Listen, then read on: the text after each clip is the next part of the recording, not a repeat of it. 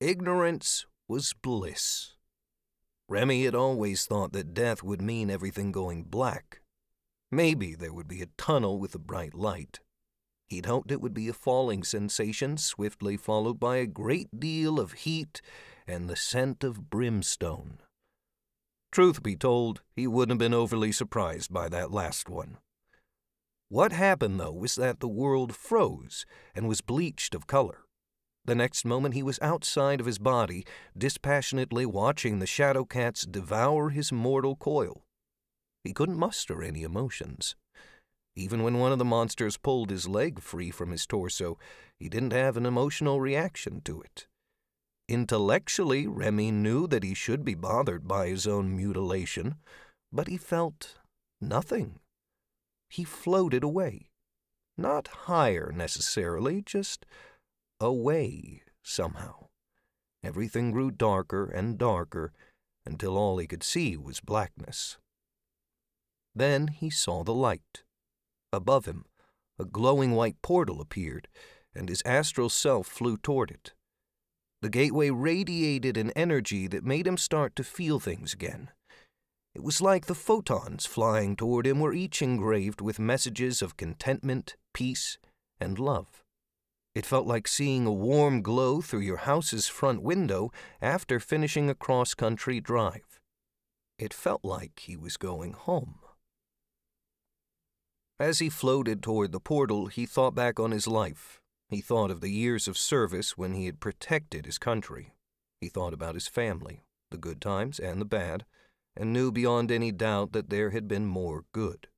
He thought about his sister, hiding in the bunker, and hoped that she would be all right.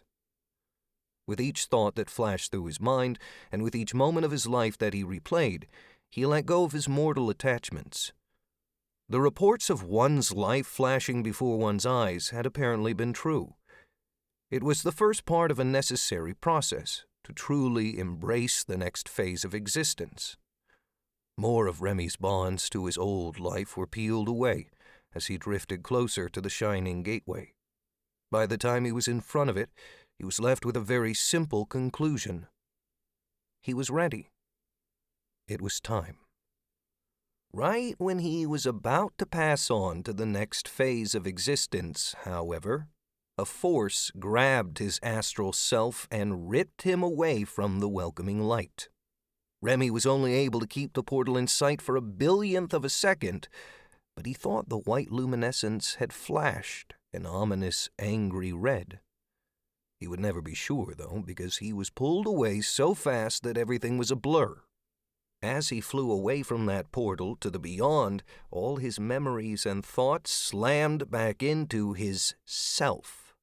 He couldn't feel actual pain, but after being in a state of near-total enlightenment, then having it ripped away from him, Remy was more than ready to cut a bitch. He would have shamed the devil with his cursing if he still had a mouth. There had been no sound since his death, but now what he heard was a great vortex of wind. Remy wondered if it was his imagination. Were the remnants of his consciousness adding fictitious sensory input? He felt like he was moving fast, but without a body, how could he be moving at all? How could he hear the wind? Then the time for wondering was past. The feeling of movement decreased before coming to an abrupt stop. He was somehow able to cast his gaze around, and what he saw made the last vestiges of his old self feel pure terror.